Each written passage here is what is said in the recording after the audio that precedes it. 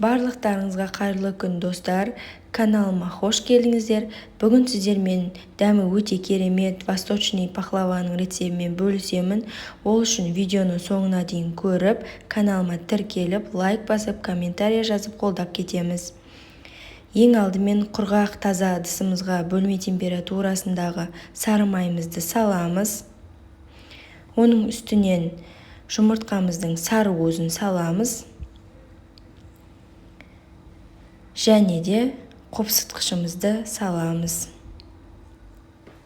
Осылай барлығын салып, оның үстінен 20-25% қаймағымызды саламыз. Және венчиктің көмегімен жақсылап араластырамыз. Дәмі өте керемет, жасап көріңіздер.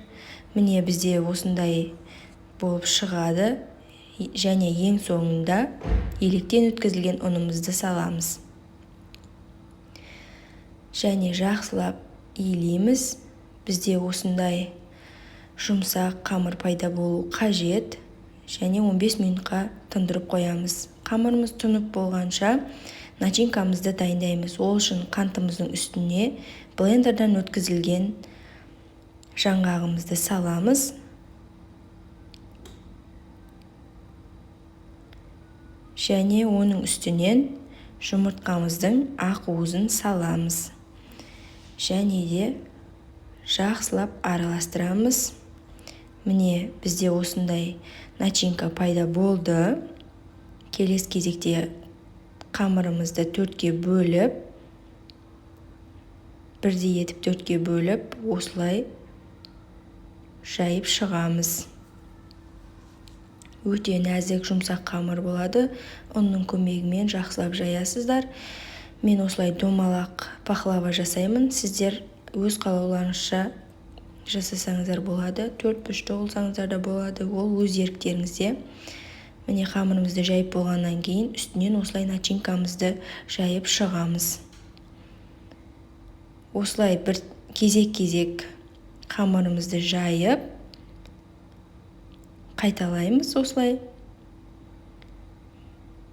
Қамырымыз өте нәзік болғаннан кейін маған осылай жайып үстіне аударған ыңғайлы. Онда көп қолданғым келмейді.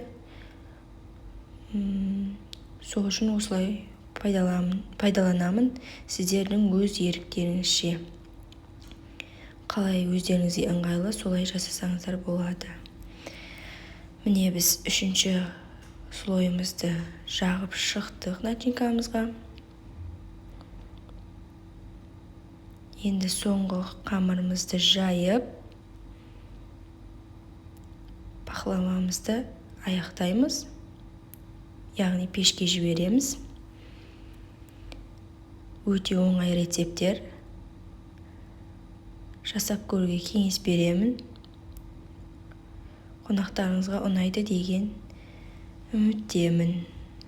Міне біз соңғы слойымызды қойдық.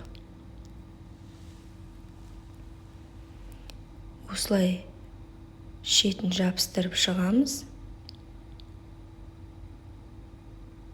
Әдемі етіп.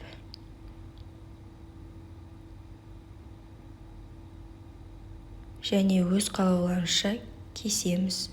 3 бұрышты. Мен 3 бұрышты қылып кесемін. 4 бұрышты қылып кессеңіздер де болады. Өз қалауларыңызша, өздеріңіздің фантазияларыңызға байланысты жасайсыздар. Осылай кесіп шығамыз.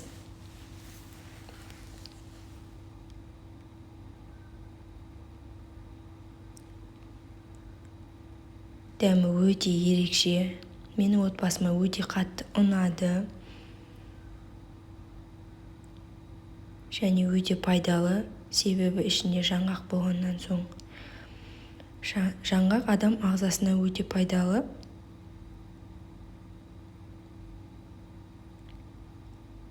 Дастарханның сәнін келтіретін пахлавалардың бірі.